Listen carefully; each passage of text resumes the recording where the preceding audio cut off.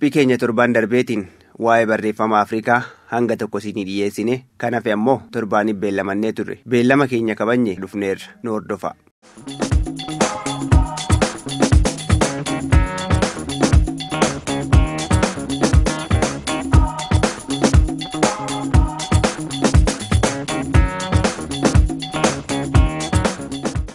Vaay barreeffama qubee addunyaarraa hangafaati.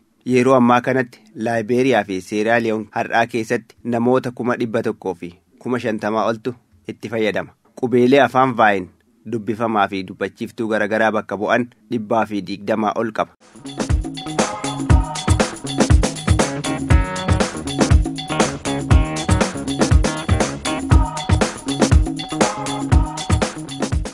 Afaan vaay kun ammoo afaan maandee jedhamu irraa dhufee jedhama. Ragaan barreeffama vaay dhaloota Kiristoos dura bara 3,000 irraa eegalee ilmi namaa itti fayyadamaa turuu mul'isu Maalii naannoo Gwaandaakaatti argame.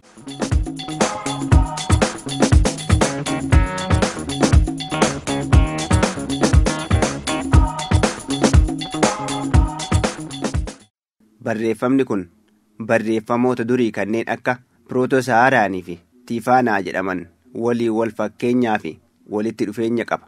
Barreeffamoota isa booda bocaman hedduunis wal fakkaata. Fakkeenyaaf barreeffamni Afaakaa jedhamu qubeelee isaa 56 keessaa 34 jechuun harka 61 kan ta'u vaay waliin qoodata.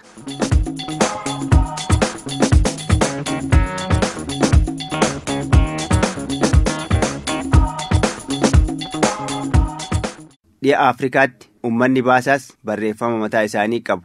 Barreeffamni isaanii kun vaa jedhama. Mallattoo darbachuu hiikaa jedhu qaba. Gama jalqabaa vaa barreeffama mallattoon wantoota naannootti argamu ibsu ture. Booda keessa garuu gara barreeffama walxaxaatti ce'e.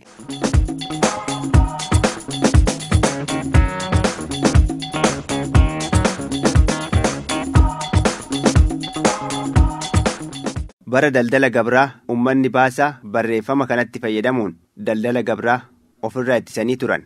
Bara kolonummaa fi san booda dhiibbaa aadaa biraatiin ummaticha irra gaheen fayyadamni barreeffamichaa hir'achuu bira darbee afaanichis badiif saaxilamee ture.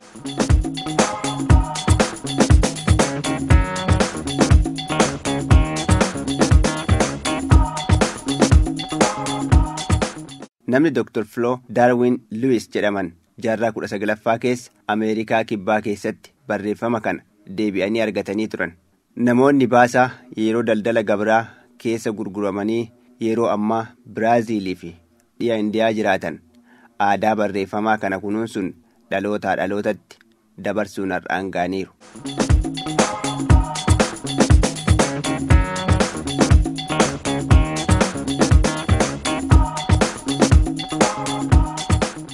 Dr. Lewis dhalootaan hidda uummata baasaa yoo ta'u yeroo Laayibeeriyaa ture uummanni isaa barreeffama akkanaa qabaachuu waan beekuun qabu ture. Argannoon kun Dr. Lewis barreeffama kana baratee barsiisee akka deebi'ee baratamu gochuuf isa kakaase.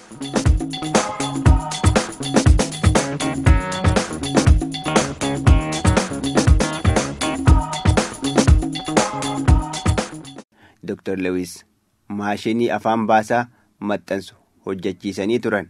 Dhaabbata barnoota barreeffamaa vaa bananiis turan.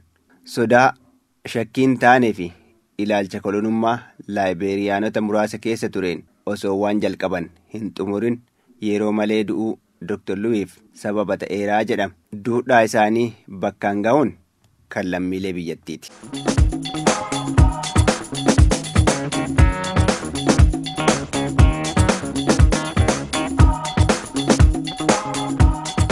Afaan Meero'ee fi Suudaan keessatti bara Meero'ee jechuun dhaloota Kiristoos dura bara 3,000 hanga dhaloota Kiristoos booda bara 400tti dubbatamaa ture.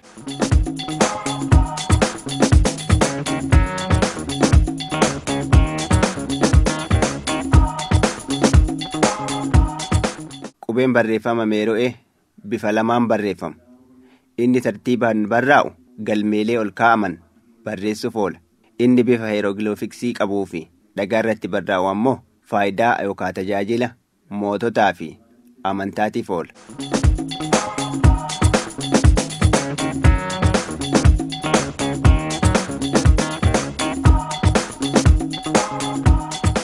Barreeffamni afaan biraa kan isa ibsu waan hin jirreef barreeffamni Meero'ee sirnaan hin hubatamne. Ragaan gahaan dhabamuu fi barreeffamicha hiikuun rakkisaa waan ta'eef gama tokkotti ramaduunis rakkisaa ta'eera.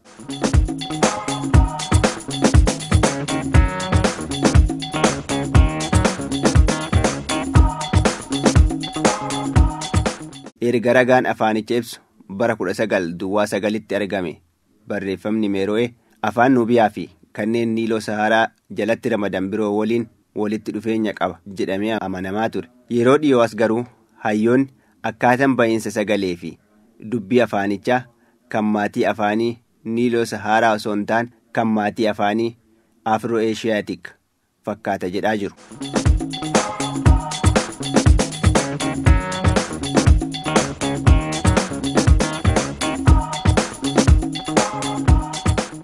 Barreeffamni Meero'ee qubeelee 23 qaba. Kana keessaa dubbachiiftuun 4.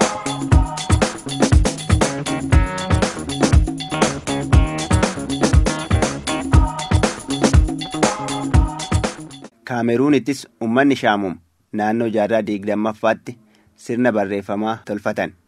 Meeshaa barreeffama isaanii ittiin maxxanfatanis hojjetanii turan. Barreeffama kana tolchuu abbaan isaanii osoo weerartoota Jaarman falmuu kan irraa du'e Sultaan Ibraahim Jooyaatu durse.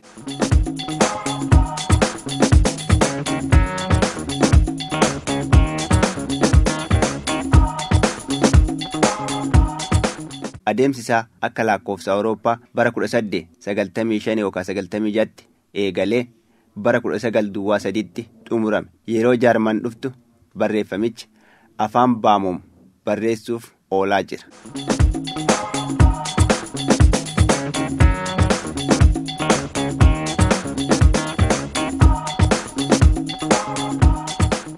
Afaan Baamoom afaan sagaleeti jechuun hiikan jechootaa sagalee jijjiiruu yookaan ol fuudhuu fi gadi qabuun jijjiirama. Hojiin barreeffama haaraa bocuu kun gulantaa guddinaa 7 qaba. Gulantaan jalqabaa fakkiilee sagalee bakka bu'an 500 ol qaba ture.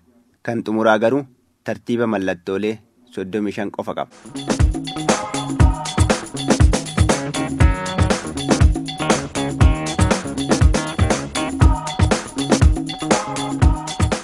Sirni barreeffamaa Shaamam kun sirna dimokiraatawaa uummata hirmaachisee waan bocameef hawaasa biratti fudhatama argatee ture. Sababni isaas mootiin Jooyaan wayita yaada kana kaasan uummata hundarraa mallattoolee yookaan suuraalee walitti qaban waan ta'eef.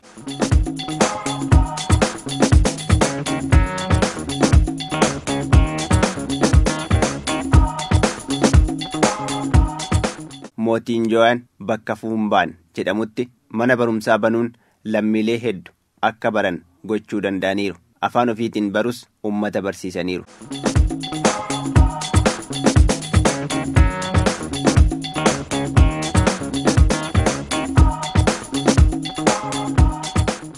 Barreeffamoonni fi galmeeleen hedduu barreeffama kanaan barraa'aniiru.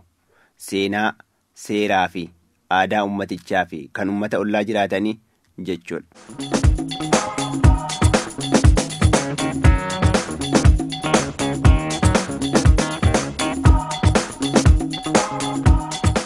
Wanti nama gaddisiisu garuu galmeeleen barbaachisoon hedduun Kaameruun keessaa guuramanii godambaa Fireenchii fi Biriitish keessatti argamu. Koloneeffattoonni kunneen aadaan barreeffamaa Baamoom akka guddatu hin barbaanne hoggantoota isaanii kaan ajjeesanii kaan biyya ari'anii barreeffama Shaamoomitti akka hin fayyadamnes dhoorgan.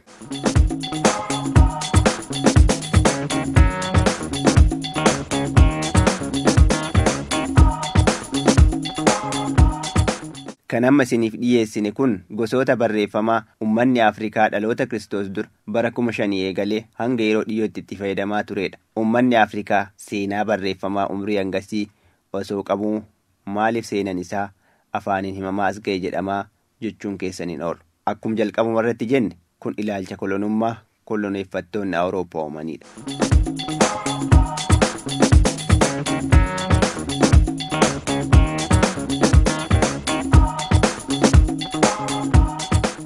Awurooppaanonni seenaa Afrikaa olola dharaa odeessuun dhoksuu bira darbanii hambaalee seenaa barbadeessuun kaan ammoo saamanii fudhachuun Afrikatti maqaa ardii dukkanooftuu jedhu moggaasan.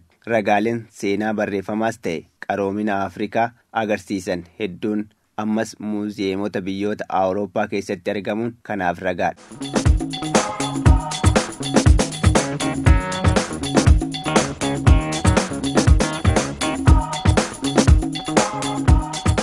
Dhugaanni turti malee hin baddu. Yeroo ammaa seenaan Afrikaan madda qaroomina ilma namaa qofa osoo hin taane ardii sanyiin namaa jalqaba irra jiraate ta'us ragaa ba'aa jira.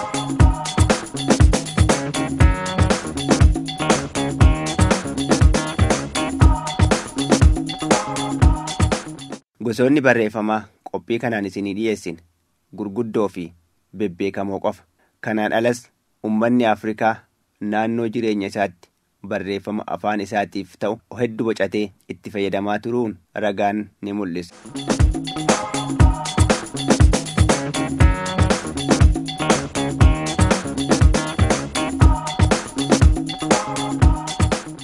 Qophii kanarraa waan hedduu akka hubattan abdii qabna. Waa'ee keenya kan ormi nutti hime amannee cal'isurra qorannee hubachuun gaariidhaan ergaa qophii keenyaarraati. Qophii keenya seenaa barreeffama Afrikaatii irratti qindeeffanne kanumaan xumurra. Horaa bulaa.